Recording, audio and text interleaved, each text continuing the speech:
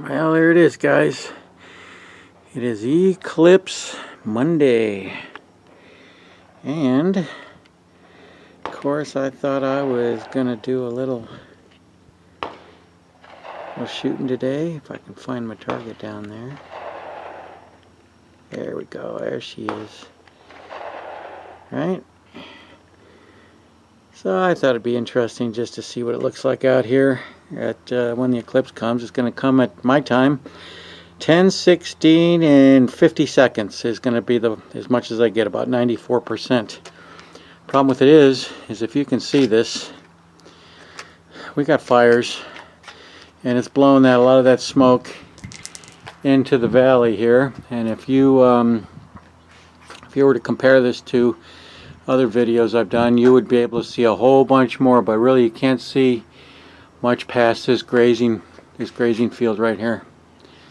So I don't know, it's going to be pretty diffused whatever happens today because of the smoke. Fortunately, later in the day when it gets hot, it's going to start smelling putrid too. So I want to get my shooting done and get on with it. So let's get to doing some shooting here. And this is what I got fired up today. Brought my national match M1A, and I think we'll take a few shots with it. Got a couple different loads I want to try out of it today. Might find interesting. Also got some surplus ammo. You guys, I can't remember what these guys are. I'm going to show you what it says on the box. I'm sure somebody out there will be able to tell me whose ammunition this is, where it came from, and all that sort of thing. Looks like whatever it is, it looks like it's March of 1981. Looks like when it was produced, so I'm sure it's like 147 grain, full metal jacket, military issue stuff. Be curious to see what kind of velocities it gets, and if it's reasonably accurate at all. So let me get set up here and get to doing this. Okay, guys.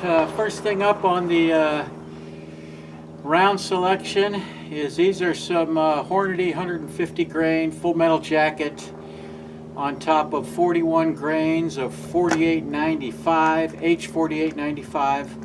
I think that's probably a pretty conventional, normal, common load, I would think. I think the 4895, whether it be IMR or Ogden, it's probably used pretty extensively in firearms like this, semi-automatics. So anyways, let me take a couple shots here, see where it's going to go. Cold, clean rifle. Typically, I know this rifle generally needs to get some rounds through it, get it fouled a little bit, get it warmed up, get the gas system warmed up and that sort of thing before it will start actually shooting the groups down. But at any rate, and keep in mind too that I have thousands of rounds through this rifle, thousands. I had this built specifically for me back in 1991, 92 maybe, by Springfield Armory. Of course, obviously, national match, stainless steel barrel. It's always been a trooper. I tell you what, I have shot the living daylights out of this thing.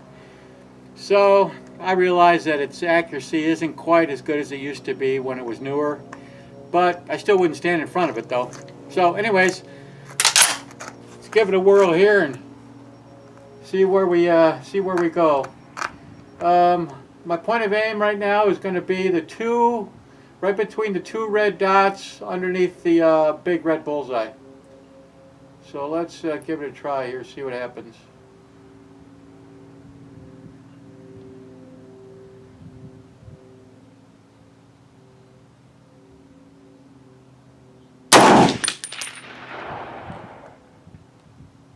Doesn't look too bad for a starter. Looks like it's inch high, maybe half an inch left.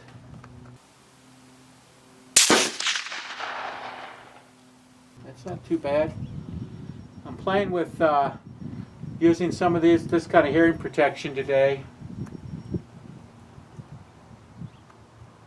It's difficult to wear glasses with the muffs on because the arms here on it will kind of degrade the effectiveness of the hearing protection.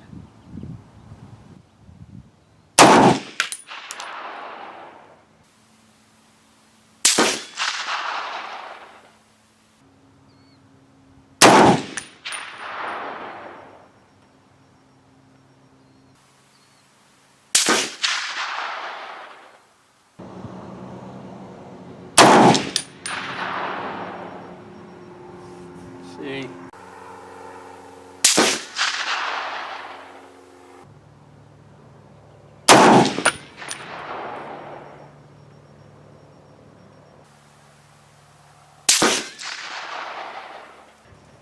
I do believe I want to go look. I may need to put a click of windage into it. Yep, I am going to put 1 click of right windage into this thing. Not grouping too bad though so far. Not too bad. That was the time. That group would have been half of what it is now. These are MOA, so let's see. Click right would be 1/4 inch. I'm going to give it 2 clicks. See where 2 clicks go.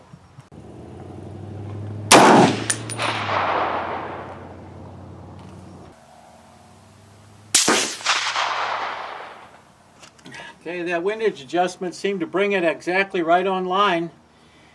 I may have gone through this before, but this is a Springfield Armory government model scope. It's a 4 by 14 by 56. It has a huge objective lens on it. It's old school. It has its parallax adjustment up front here. Of course, power ring, and it's got tactical turrets on it. But these were made by a company back in the 90s called Hako, a Japanese company. And they were made for Springfield Armory to their specifications, but these are really nice scopes. I hated to see them go out of business. They got excellent glass. They come with some really nice features. This particular one actually has an internal level. It has a bubble level inside of it.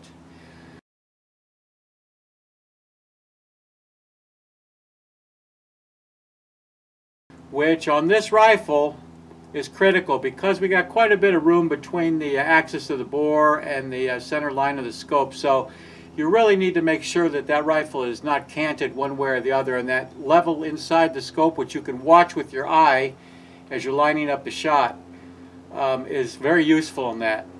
Also, this rifle is perhaps out of all the rifles I own requires the most diligence as far as your mechanics of shooting.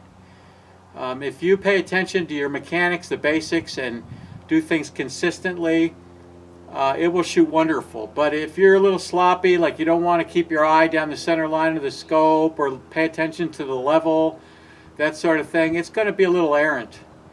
But typically I found that if you're diligent about how you shoot, the mechanics of how you shoot, the small things make big differences. It'll shoot great. But anyways, let me take another shot here and see where she'll go.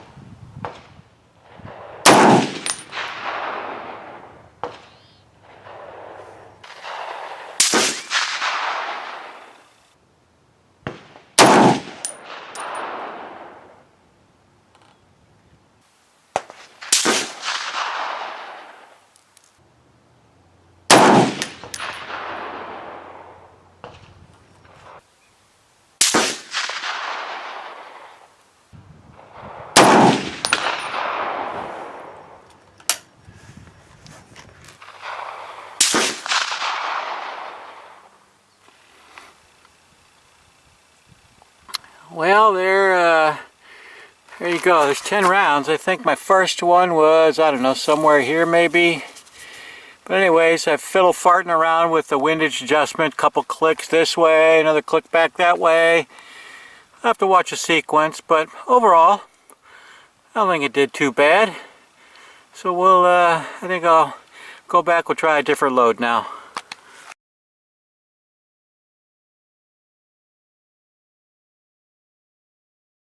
Well, overall, I think she shot pretty good. I think this is going to be a steel post destroying machine here after a little bit. Also, I mean, this rifle it's heavy enough, and just the way it operates and all that, this thing is like driving a Cadillac. It really is. It's recoil. There basically is no recoil. Even at 100 yards, I can almost watch the strike of the bullet on the paper. At 200 yards, I actually can watch it. Further distances, you can see where it's hitting, which is unheard of on something with a 308 because of the recoil. You lose your sight picture for a moment. This thing is such a, like I say, I've had this thing a long time, and I have shot the living crap out of it. This thing has taken everything from some coyotes, prairie dogs. I've even hit milk jugs at 800 yards with it. I know it's 308. To me, a 308 is a good round, excellent round. Don't get me wrong, folks. But God, they're like a 308s and 223s. They're like a Ford Taurus. Everybody's got one. I just shot 10 rounds with some 150 grain Hornady full metal jacket rounds on top of 41 grains of H4895. I guess I was trying to load them up to be like, you know, mil spec, but I have some mil spec right here. I'm sure these are like 147 grain full metal jacket. Just curious to see how these will compare to my supposed surplus loads. I think I'll load 10 in here, and see how it goes.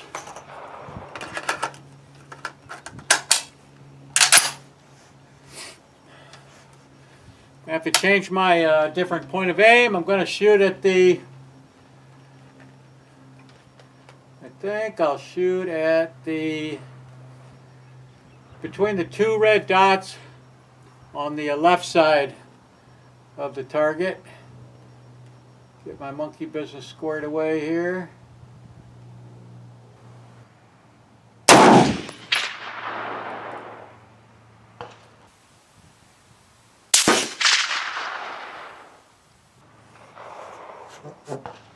.2739. That's a bit faster. That means I could probably load up another grain of powder in those hand loads.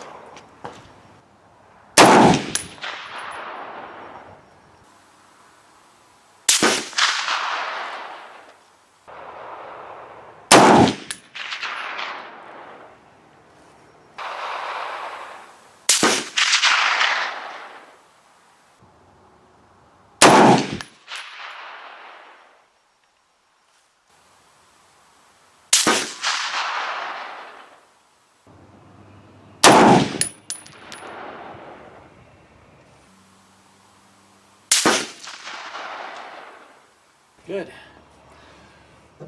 2780. You know, I have to say, when Springfield Armory built this thing, they did a great job. The trigger on this thing is just absolutely excellent. I don't know if you guys have any experience with the standard mil-spec triggers on them. They're not that great, but Springfield Armory fixed this one up to a very high degree.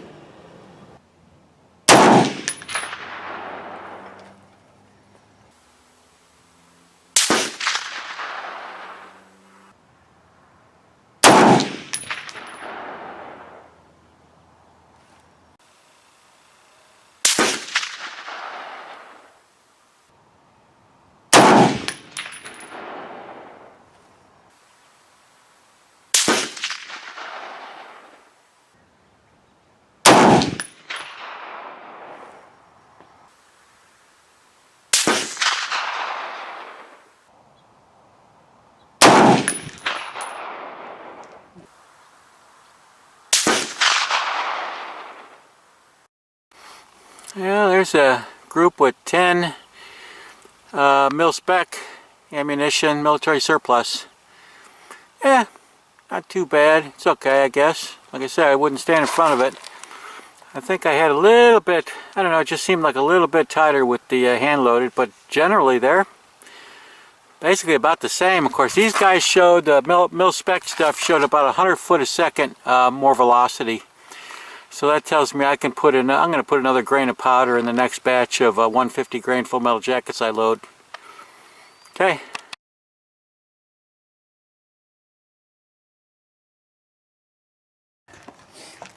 Okay, one more load I'm testing is, these are Nosler 168 grain custom competition loaded on top of 42 grains of IMR 4895. Should be a good load. Let's see, my point of aim this time is going to be the between the two red dots on the right side of the target. So let's take a try here.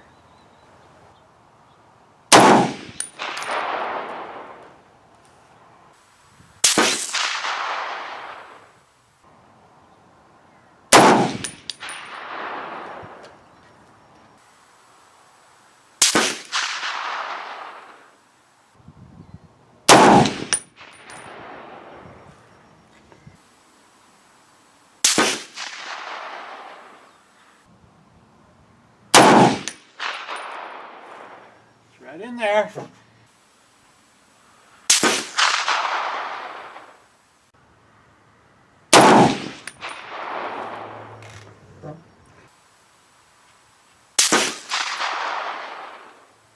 Pretty consistent.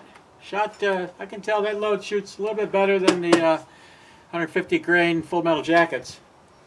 Okay. I think I'm going to go retrieve my target and stuff. Maybe do some banging on the post and watch this Eclipse thing.